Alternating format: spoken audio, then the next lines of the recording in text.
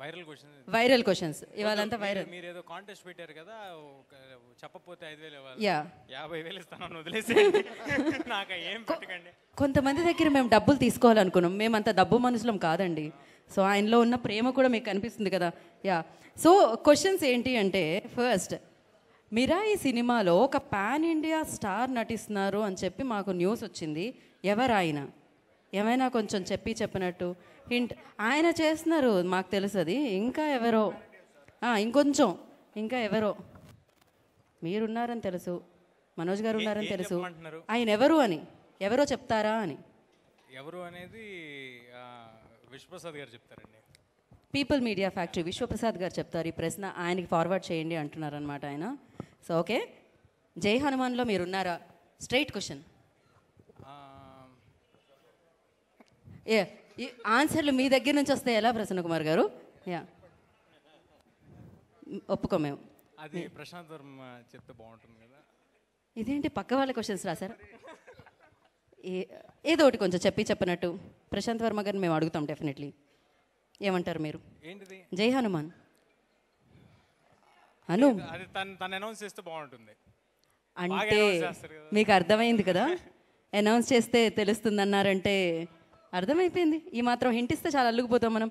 And ఇంకొకటి viral content కదండి మనది. సో ఏదో ఒకటి కొంచెం మేము అడగాలి, వైరల్ అవ్వాలి. ఏంటి మరి మీరు నెక్స్ట్ టైం ఐఫా హోస్ట్ చేస్తున్నారా? ఆ డౌట్ ఎందుకు వచ్చిందండి మీకు?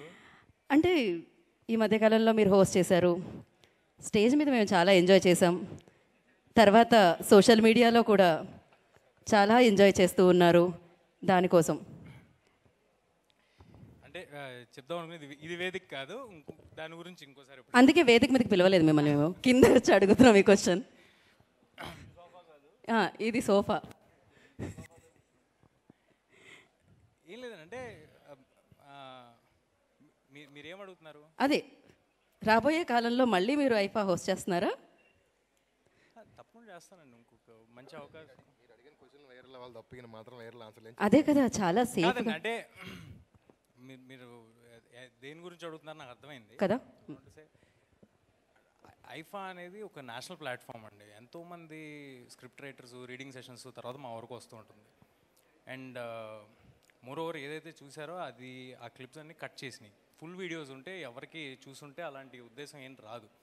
బట్ అయినా అవి రానా గారు క్లియర్గా నా మీద వేసిన జోక్స్ అందరికీ అర్థమైంది కాబట్టి it was taken in a fun way. అది నా మీద వేసిన జోక్స్ కాబట్టి.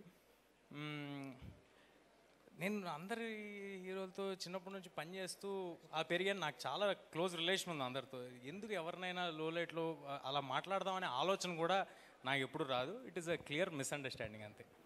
మీకు వచ్చేసింది కదా మీకు కావాల్సింది. ఎస్ మాకు కావాల్సిన క్లారిటీ వచ్చేసింది మాకు. అదే నన్ను వదిలేసేయండి please. Thank you so much.